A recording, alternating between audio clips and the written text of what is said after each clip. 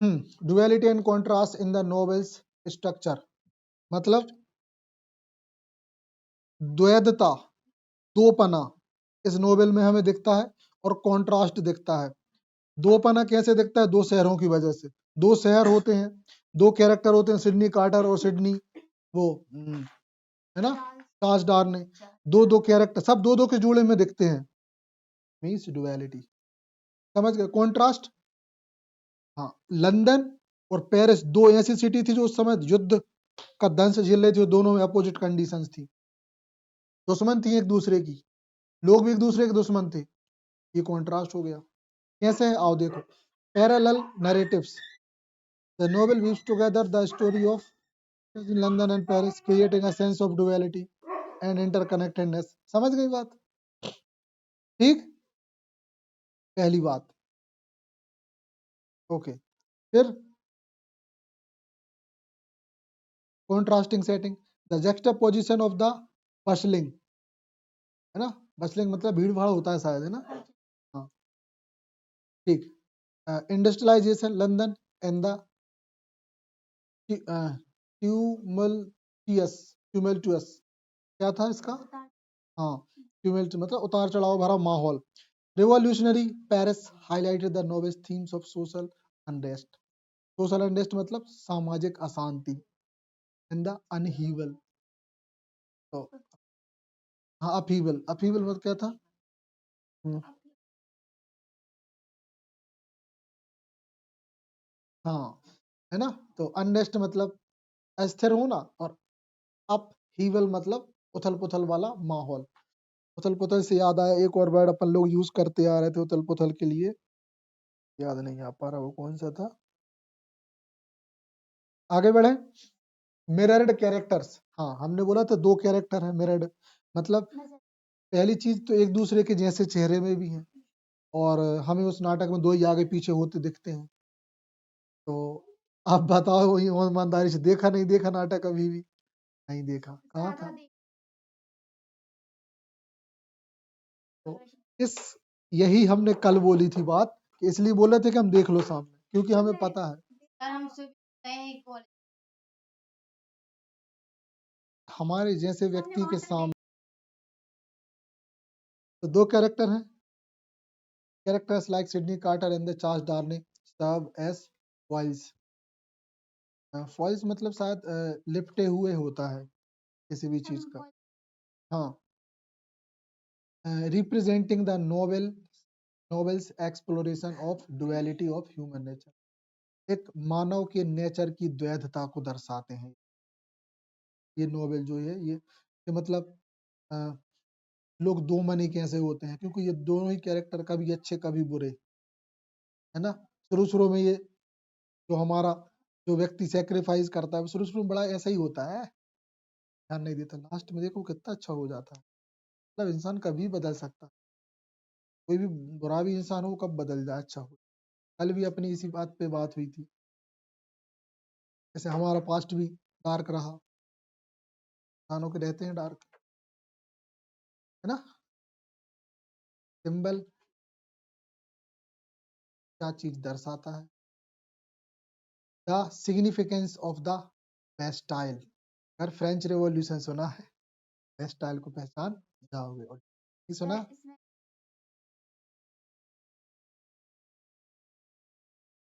इसी किले में नजरबंद करके रखा गया, कैद करके, ठीक।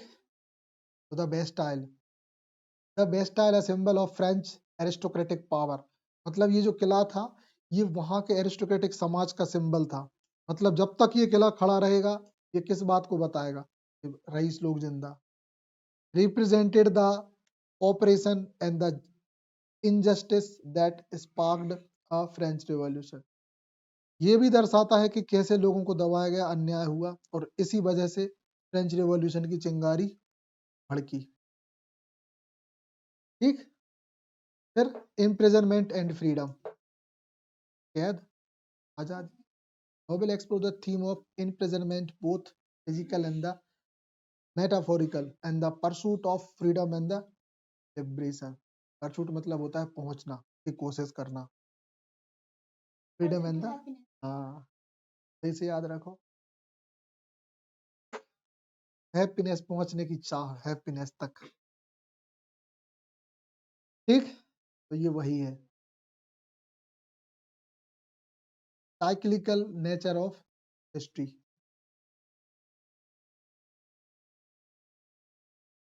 साइक्लिकल नेचर ऑफ हिस्ट्री, इतिहास खुद को दोहराता है।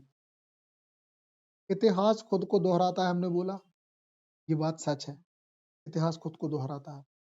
कहानी में भी आपको ये मिलेगा कि इतिहास कैसे खुद को दोहराता है। तो the fall of the Bastille and the subsequent rise of a new tyrannical regime suggest the cyclical nature of history and the ongoing struggle for true freedom। कि कैसे बेस्टाइल का किला गिरता है और एक नई सरकार फिर से बनती है ना। मतलब सरकार तो बनी ही रहती है लेकिन नए तरीके से बनती है। बाहर और क्या क्या स्ट्रगल होते हैं और जो सच्ची स्वतंत्रता है वो क्या होती है, ये मैंने इसमें बताए गए। फिर narrative technique, Dickens use the foreshadowing shadowing narrative technique मतलब Dickens use the foreshadowing। ये देख लो what is the meaning of foreshadowing। Narrative techniques, Dickens use the foreshadowing, मतलब पूर्वाभास टेक्निक, पूर्वाभासी तकनीक का उपयोग ये होता है कि होने वाली घटनाओं का पहले से अंदाजा। देखो ठीक, तो four shadowing, Dickens masterfully employ foreshadowing through the novel, hinting the events to come and the creating a sense of suspense and the forebody foreboding foreboding। ये foreboding मतलब भविष्य ज्ञान। इसका मतलब ये हुआ कि ये अपने जो वर्क लिखते थे उसमें आगे होने वाली घटनाओं की हिंट देते थे, भैया आगे जो होने वाला है हमने ये वर्क लिख दिया तो समझ जाओ ये घटना हो सकती है। अरे ये भविष्य ज्ञाता नहीं थे। अब तो हम तुमको एक बात बताएं, हम कोई एस्ट्रोफिजिस्ट नहीं है या हम एस्ट्रोलॉजी के एक्सपर्ट नहीं है, लेकिन हम तुमसे एक बात बोल सकते हैं। जैसे क्या बोल सकते हैं कि साल फिर तुम्हारे चांसेस बुरे बन जाए, भविष्यवाणी है ना। समझ गए भविष्यवाणी कैसे की, क्योंकि हमें चीजों का पता है। समझ गई तुम्हें, ये भविष्यवाणी ये नहीं कि पत्थर की लकीर वारी है, ये है बचने की कि आप अलर्ट हो जाओ कि वही भविष्यवाणी तुम बिल्कुल उल्टा पलट सकती हो। या तो तुम्हें 1 7 मार्क्स मिले, सुनते जाना बहुत अच्छे से, या फिर वही मार्क्स तुम्हारे 7 1 हो जाए। समझ गई, 17 और 71 का अंतर। ठीक, बी अलर्ट। चलो आगे बढ़े। ओमनी ओमनीसिएंट नरेटर, हाँ ओमनीसिएंट देख लो। अब सुनो, ओमनीसिएंट से याद आ गया, ओमनीसिएंट नरेटर मतलब इस कहानी को जो बताने वाला है ना वो सब कुछ जानता है। तो पूरी कहानी ध्यान से सुनना, उसमें तुम्हें ये पता चलेगा कि वो कहानी सुनाने वाला जो है ना वो हर एक व्यक्ति की कथा बता रहा है लेकिन इसको सब पता। ठीक, तुम्हें ऐसा तो नहीं है कि इसमें सिडनी कार्टर ही सुना रहा हो, वो बोलेगा कि अब मैं वहां जाऊंगा, मुझे वहां पे चार्ज डार्विन मिलेगा। नहीं, यहाँ कोई तीसरा सुना रहा है, ध्यान से देखना। तीसरा सिडनी कार्टन की भी बता रहा है, इसकी भी बता रहा है, इसकी भी बता रहा है, सबकी बता रहा है कहानी। मतलब इसको सब कुछ पता, हमें भी पता होता है। अच्छा हम सुनने वाले हैं तो हमें भी पता होता है कि अरे जी कितना अच्छा आदमी, मन ही मन में ये उसको मन ही मन में ये उसको मतलब पसंद कर रहा है, लोग डेडिकेटेड भी है। इसको बोला जाता है थर्ड पर्सन ओमनिसिएंट। ये एक नरेटिव टेक्निक्स है और यूजीसी नेट में एग्जाम आता है, एग्जाम में मतलब आती है। समझ गए, थर्ड पर्सन वही है ये omniscient narrator. The novel's omniscient narrator allows Dickens to provide insight into the through the motives of character and adding depth and complexity to the storytelling. ठीक, मतलब कहानी की गहराई में जाके उसकी कॉम्प्लेक्सिटी को गहराई से समझ के वो बताता, उसको सब कुछ पता होता है। आगे बढ़े। लेयर्ड सिंबोलिज्म, हाँ लेयर से बना है तो Dickens weaves a tapestry of symbolism. Tapestry मतलब जरा गहरा meaning. Dickens weave a tapestry of symbolism. Tapestry मतलब ये होता है कि एक छापा मारा, उसके बाद एक दूसरी डिजाइन का फिर उस पर छापा मारा, तो ये कहानी पे अपनी मतलब उसकी जो सिंबल्स होते हैं ना उनकी लेयर बनाते हैं। जैसे दुख होगा, सैडनेस, फिर उस पे इमोशंस की लेयर चढ़ाएंगे, फिर इसमें हैप्पीनेस भी डालेंगे। ठीक, using motive and imagery to explore the novel's theme the deeper level, और गहराई तक जाते हैं नॉवेल की थीम, बहुत गहराई तक। हम और आप सिर्फ कहानी सुनते हैं, जिस दिन अगर हम इनकी नॉवेल को पढ़ेंगे ना तब समझ में आएगी, हो गया कि नहीं वाकई में बहुत एकदम फील करके लिखा टिप वाली कहानी है वो। अलग अलग यूट्यूब चैनलों पे सुनोगी ना, नहीं में तुम्हारा मन एकदम, उसकी गलती क्या होती है बेचारा, वो जबरदस्ती उसके साथ गलत हो चुका, समझ गए।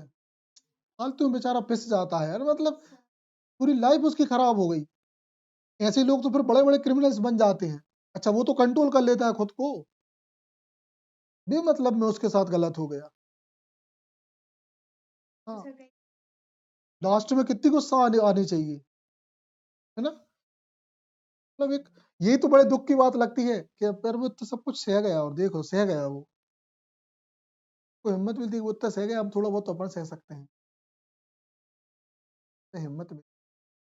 हमने भी उस कहानी से बहुत कुछ सीखा है, कंट्रोल और खुद को मतलब सहना, लोगों की बातों को। जिस दिन हमारी वो बातें हम रिवील करेंगे ना, तो कान खड़े हो जाएंगे कि कितना कितना गंदा गंदा बोलते हैं लोग, की सुननी, सागर बनना पड़े, आपको गहरा होना पड़ेगा, तभी आपकी सक्सेस है। नहीं तो उथली लोगों को तो कोई भी पत्थर मार के लाच दे मतलब लाच देता है।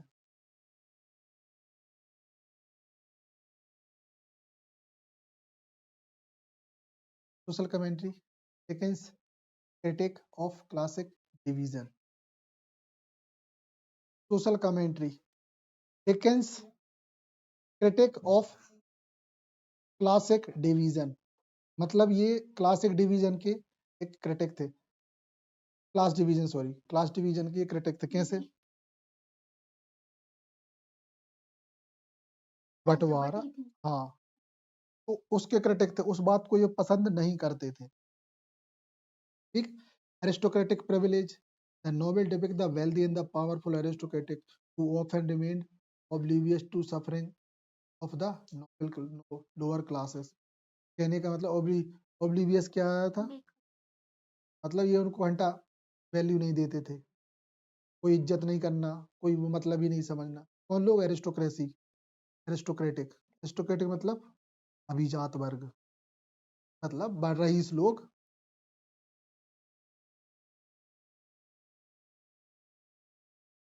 भव्य,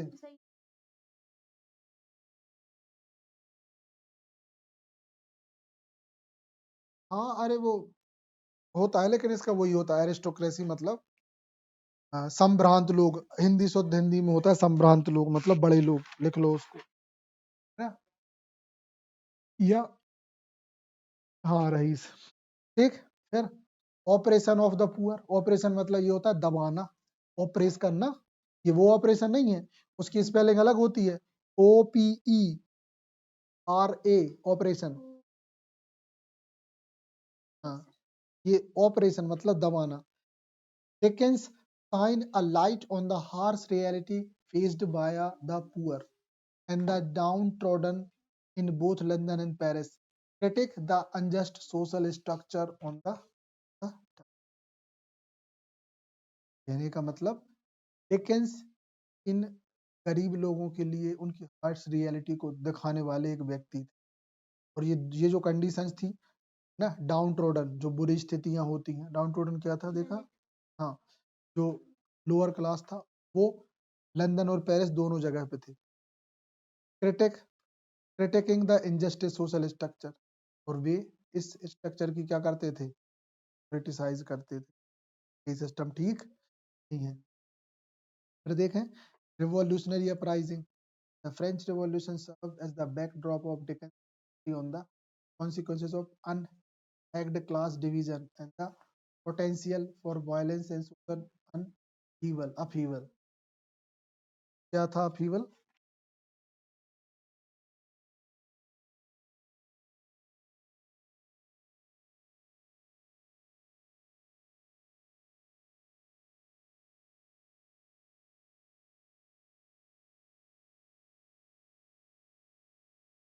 ट्रोडन भी था एक साथ, टर्मोइल ठीक है। तो देखो, the French revolution serve as the backdrop of Dickens commentary on the consequence of unchecked class division. मतलब ये क्या बोलते हैं, जो फ्रेंच रेवोल्यूशन इसलिए हुआ क्योंकि एक जो ऐसी क्लास थी जिसको कभी चेक ही नहीं किया गया, जिस पे कभी ध्यान नहीं दिया गया, तो उस पे ध्यान दिया गया और उसको जब ऊपर उठाने की बात हुई ना, तो दंगे हुए, मतलब हाँ, मतलब माहौल बिगड़ा, तो फिर ये फ्रेंच रिवॉल्यूशन हुआ। नहीं तो वो छोटा लोअर क्लास आ रहा है, लोअर क्लास दबी रहती, कुछ नहीं होता। ठीक, कहने का मतलब रिवॉल्यूशन कैसे उपजा, जब गरीबों की बातें हुई तो ये हुआ। ठीक, चलो, लेगेसी एंड एंड्यूरिंग, ये बार बार जानते, लेगेसी मतलब प्रसिद्धि, एंड्यूरिंग मतलब उसकी कभी भी की बात वो समाप्त ना हो, मतलब उसकी जीवंतता हमेशा बनी रहना। Relevance of a tale of two cities, मतलब इस कहानी की, तो timeless theme, the noble exploration of sacrification, redemption, पाप मुक्ति, and the cynical nature of historical continues to resonate with the readers across generation. अब इसमें जितने वर्ड है सबकी मीनिंग पता है अपन को, एग्जाम में यूज करके आना है, आंसर में मजा आ जाएगा। क्योंकि हम हो चाहे कोई हो, कॉपी चेक करने वाला अजीब वर्ड देखता है, नया क्या, दुनिया भर तो आगे पीछे एजेएमआर कर रही, आप क्या कर रहे हैं, अगर आप ये कर रहे हैं तो नंबर ठीक। फिर लिटरेरी मास्टरपीस, हाँ, ये लिटरेचर का, ओके, लिटरेचर का एक बहुत बड़ा शानदार वर्क है ये, फिर से ही करना है, हाँ। तो Dickens exceptional story telling, vivid characterization and the masterful use of language have cemented, मतलब अपनी लैंग्वेज का शानदार यूज किया, और सीमेंटेड मतलब होता है बनाना, वो सीमेंट नहीं होता। ठीक, ओके। फिर ऑन गोइंग रेलेवेंस, मतलब ऑन गोइंग मतलब बातें, ये इस चीज की जो संबद्धता है वो ऊपर ही चलते जाना, मतलब संबंधित होते जाना। तो the novel commentary on social injustice, class division and the consequences of political upheaval remain relevant in the modern. इसमें जो जो बातें की गई अन्याय के बारे में, क्लास डिवीजन के बारे में, है ना, और the consequences of political upheaval, क्या था, हाँ, राजनीतिक उथल पुथल, ये सब आज के मॉडर्न एरा में संबंधित थी। ठीक, और सिंपल सी कहानी थी, अपन ने देख ली, पूरी कर ली, तो यहीं पे अपन करते हैं अब समाप्त।